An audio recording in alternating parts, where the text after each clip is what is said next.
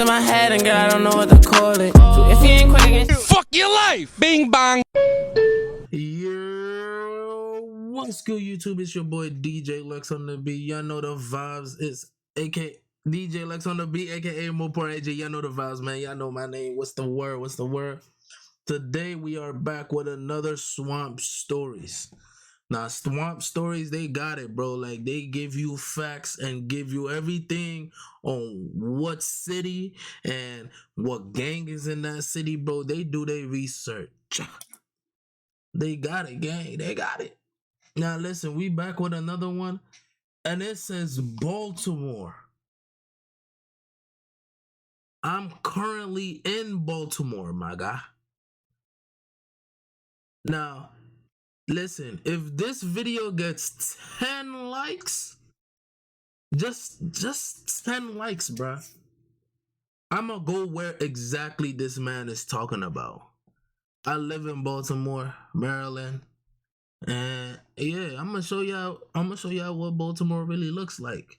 You feel me? I done been all around Baltimore, so word. And I will bring that video to y'all. So let's get into this video, bruh. Welcome back to another episode of Swamp Stories. For this video, we enter a very mysterious place. This is probably one of the wildest stories I've ever told. But before we get into it, make sure to leave a like and subscribe if you're new. You can also follow the Instagram page as well. Hold on. So let's get into it.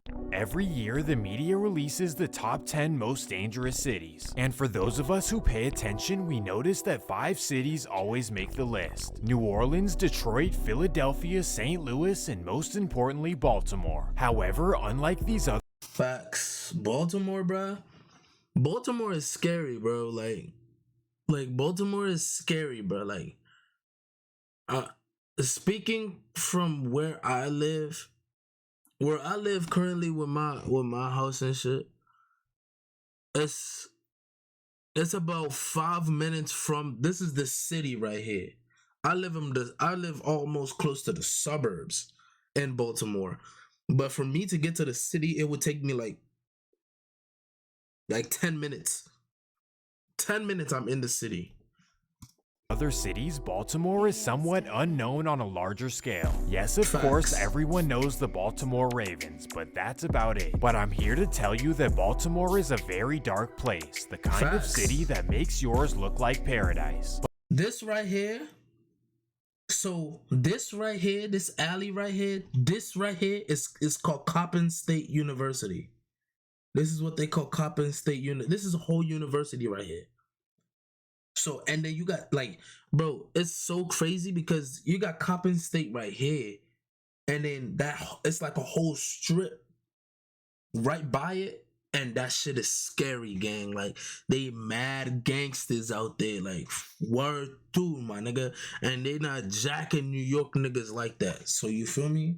But let me first explain how things got this way. Once upon a time, Baltimore was a wealthy city with plenty of great jobs. It even attracted 1 million residents by 1960, but that's when everything began falling apart. Many of us know the story of redlining, school funding, white flight, and the destruction they caused. This happened all over America, but nowhere was hit worse than Baltimore, Maryland. During the 1970s, over 30% of Baltimore's population left for the suburbs. It was already an unpleasant looking city, but now it was abandoned and run down. And from here, things only got worse and worse, to the point where Baltimore led the nation in crime in 1977. In the 1980s, Baltimore and Los Angeles got connected on a business level, if you know what I mean. Guys from South Central and Compton would drive out to Baltimore and vice versa. And through this process, Los Angeles' street culture began spreading to Baltimore.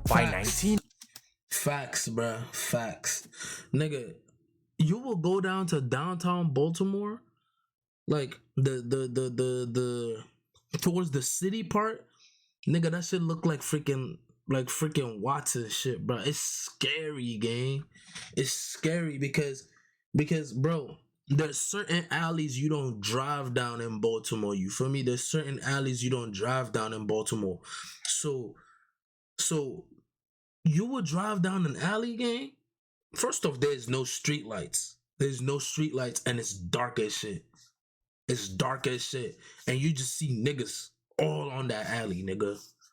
Now listen, if you walking, say goodbye again. In 1990, They gonna Baltimore split had you. over 12 sets operating in the city, both red and blue.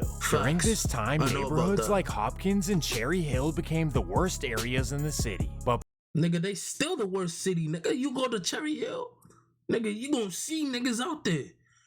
That's what I was saying. Right by the hospital, by John Hopkins Hospital, bro, you gonna see mad niggas there. because it's Baltimore, nowhere is truly a good area. And for Facts. this video, we focus on the northwest side. This is like the suburbs almost outside. This is almost like the suburbs out here. Like Milford, yeah. This is actually outside. Like this is like the suburbs. Like Security Mall, yeah. Security Mall, yeah. Of Baltimore, which is typically not seen as a bad area. In Facts. fact, many Baltimore residents would consider it the suburbs. The houses Facts. are bigger and the apartments are more well kept on this side of the city. But Yeah. just because something glitters does not make it gold. The northwest side was home to Facts. Compton's Treetop Pyru. This is Facts. because throughout the 90s, the Treetop Pyrus formed strong relationships with the Northwest Hustlers. So in turn, much of the area became Treetop territory. But because of the area they existed in, there really wasn't much beef. Instead, they developed a reputation of being the biggest hustlers in the city. This lasted for quite a few years. Bruh, let me tell you, this is how I know where they at. So, like, I'm not going to, you feel me? That's too federal. But, like, this is how I know where they at, gang. These niggas mobbed the whole gas station. You will meet these niggas at a gas station, nigga. These niggas, cops don't even go there. That's how crazy it is. They have a whole gas station that they run. Food, gas, whatever you need, grabber. They have all that right there at that gas station, gang. So like, you go there, just be like, yo, I want some za. Nigga gonna walk up to you. He gonna walk up to the V. Yo, what's the word? You feel me? They have a whole gas station. But then it came crashing down in 2008. 15 members were indicted and nearly every single one testified against their leader. The entire city of Baltimore was looking at Treetop like Ratatouille, so the remaining members all quit. This was officially the end of Treetop Pyrus in Baltimore. However, one particular member did not want to see it go away. This would be a man named Dante Bailey, also known as Gutta. This guy was one of the wildest Treetop members, the kind of guy that everyone feared. He built his entire life off a street reputation and he could not see it go. So he decided he would start a new section of the Pyrus, and his plan was for the solid Treetop members to join his side. On March 2nd, 2009, Dante Bailey officially started the Murderland Mafia Pyru, also known as MMP. Murderland is the nickname for Maryland, Pyru represents what used to be, and Mafia represents what Dante had in mind. Despite his street ways, Dante had a passion for film, which will later be relevant. He admired guys like Tony Montana, John Gotti, and Vito Corleone. So this is exactly how he structured MMP. He wanted his members to listen to him how they would listen to a mob boss back in the day. And with this, members could earn titles like Capo, Boss, or Underboss. He made it abundantly clear that what happened to Treetop would never happen to Murderland. In fact, his biggest fear was disloyalty behind his back. So members had to follow a very strict code that came with serious consequences. Talking behind a fellow member's back could result in discipline, and snitching, yeah, that was raps. But with this code came rewards as well, in the form of tattoos. Once an individual officially became a member, they earned an M tattoo. And once they completed a successful mission, they earned a lightning tattoo. The lightning bolt would be placed directly under their eye, and everyone knew what this meant. Well, by the summer of 2009, there were over a dozen official members. So once Dante had his squad, he needed to find a place for them to be. He ended up choosing kind of an odd location. This would be a BP gas station on Windsor Mills Road. He chose this strange location for 3 particular reasons. Number 1, he was allegedly cool with the owner of the gas station. Number 2, there are multiple low-income apartments in walking distance. And finally, the proximity to highway. Windsor Mill.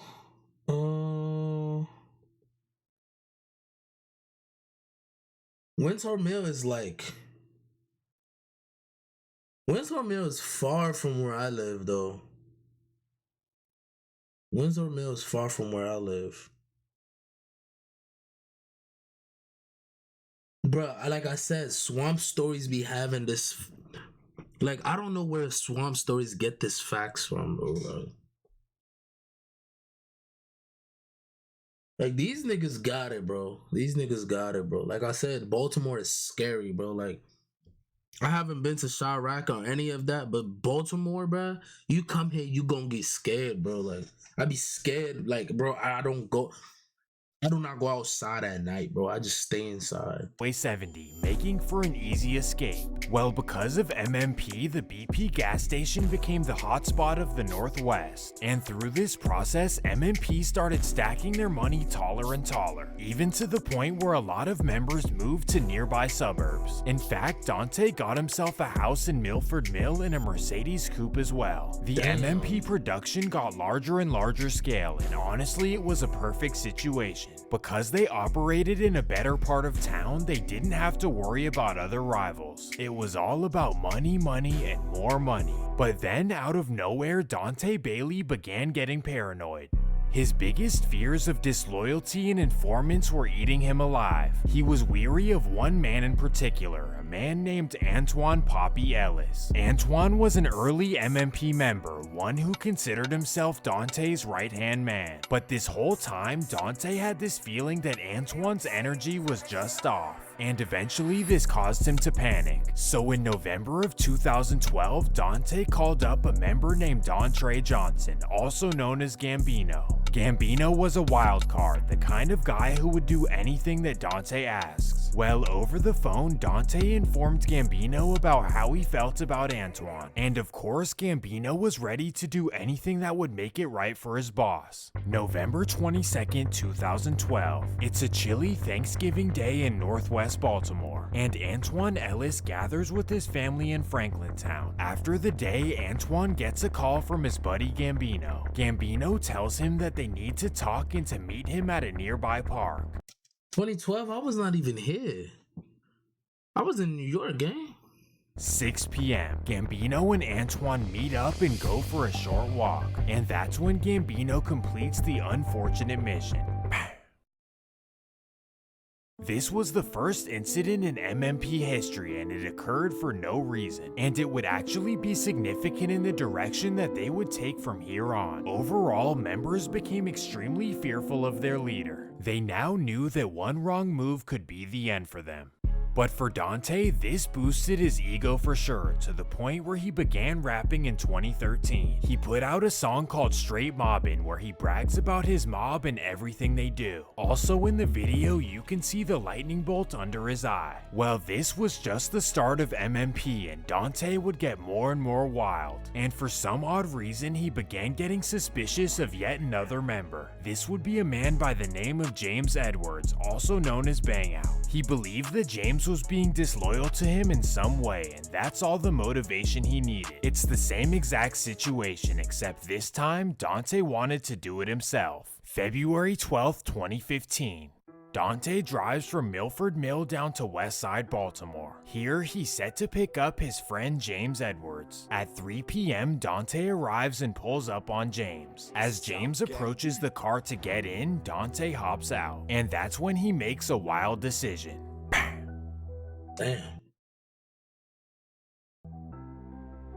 This incident caused a tear within MMP. James Edwards was well liked amongst his peers, and they were definitely not happy about this. On top of this, they felt a way about how Dante was handling himself, especially towards people he claimed he loved. And honestly, this made everything even worse, because now Dante was more paranoid about disloyalty. Some members remained loyal to Dante, and others stopped listening to what he said. And this time, one of his loyal followers began having a bad feeling about a fellow member. Gambino became weary theory of a member named Brian Johnson, also known as Nutty B. He believed that after Nutty B lost his friend James Edwards, he stopped listening to Dante's commands. So in September of 2015, Gambino approached Dante about his concerns.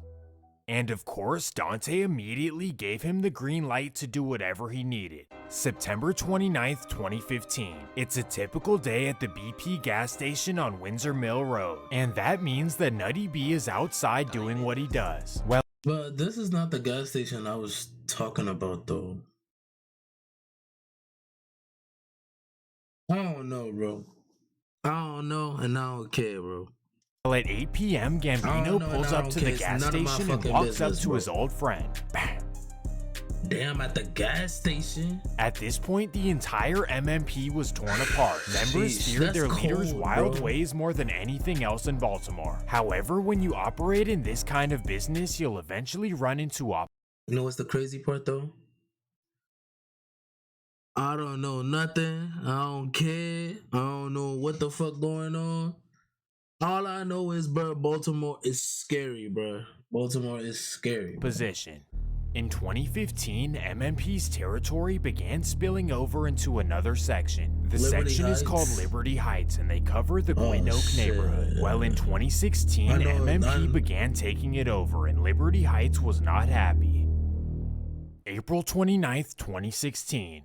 It's a Thursday afternoon in an MMP. I think that's why they built a police station over there. I think that's exactly why they built a police station over there, because there be times when you would see I see like a police station right there. I see it there. I'm like, okay. I mean, the building looks newly fresh, and I see cops going in and out of there. Like every time I'm passing that building, bro, I see a cop there. MP member named Maurice Mookie Braham is hanging out in Howard Park. At 3 p.m., Maurice walks to a local market on Gwynn Oak Avenue. This is a block that Liberty Heights has long claimed as their own. So Maurice goes into the market, grabs what he needs, and walks outside. There, a rival is standing right in front. Damn. Maurice was very close to Dante Bailey, a man who Dante could trust with anything. Well, directly after this occurred, Dante received a call from a fellow member informing him of what happened. Dante was furious and instantly took action. 5:45 p.m. Dante Bailey gets in his Mercedes and heads down to Gwynn Oak. He drives around the Liberty Heights territory for 15 minutes until he runs into a man who he believes is responsible. He's only a block away from where the incident occurred, so he assumes that it has to be him. So Dante gets out of his Mercedes and walks up to the man. Damn, spliffed him. Damn. It turns out that Anthony Horns in fact was not responsible for what happened to Mookie. Well, after doing this, Dante picked up a very strange hobby. He began writing a screenplay about Murderland Mafia Pyru. The screenplay was non-fiction, so it recounted every single thing that they had done. He wrote this to show that he was the godfather of Baltimore, doing whatever he wanted. And to this point, he hadn't been caught for anything, and neither had any MMP members. This is mostly because of how dysfunctional Baltimore is, but it's also because of Dante's cleverness. Dante figured that because no one in MMP would ever tell on him, that he would never get caught. So to maintain this status, he was always looking out for potential snakes. Well, about 4 months after the last incident, Dante began getting suspicious of yet another member, a member by the name of Ricardo Johnson. Not only did Dante believe Ricardo was telling, but other members did as well. So in August of 2016, Dante ordered a member named Sidney Frazier to handle business. August 10th, 2016, Sidney gets on his dirt bike and heads to Ricardo's apartment in Harlem Park. There, he meets up with another member in a white minivan. The two members wait outside his house until Ricardo comes home. When he arrives, they demand that he gets in the back of the van. Then the driver takes them to an empty railroad in West Baltimore. The driver pushes Ricardo out of the car while Sidney arrives on his motorbike, and that's when Sidney makes his decision. The driver casually walks away on foot, and then Sidney decides to light the van on fire. This was a terrible decision because the trail of smoke could be seen from around the city. By the time Sidney gets back on his bike, Baltimore police are already there. Somehow, Sidney's able to speed away and lose them, but along the way, he threw his possessions into a nearby bush. Well, somehow one of the officers saw him throw it and recovered the item, and through DNA samples, police were eventually able to track him down. So a couple weeks later, police raided Sidney Fraser's home.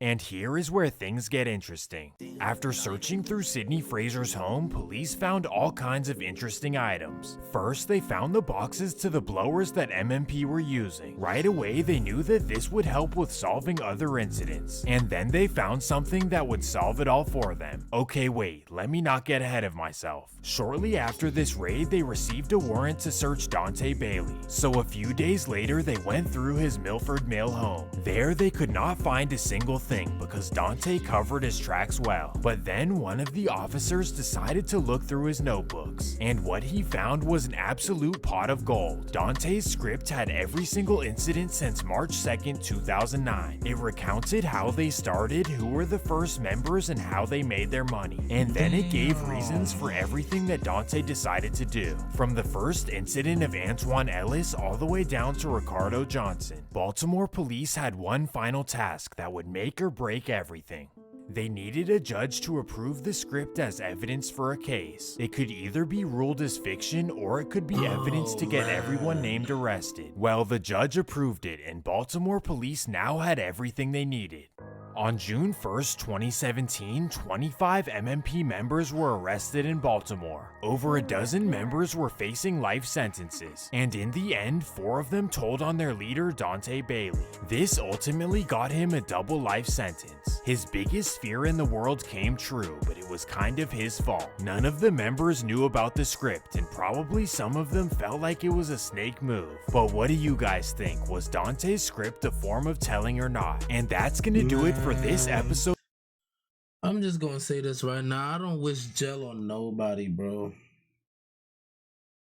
I don't wish jail on nobody. Free them dudes, man. Free them dudes. Free them guys, bro. But yeah. Baltimore is scary, gang. Like I said, 10 likes and I'll drive down to Baltimore City and show y'all what Baltimore City really looks like. Alright. It's your boy DJ Lux on the beat, you feel me? AKA Mopar AJ. And I'm out, bruh.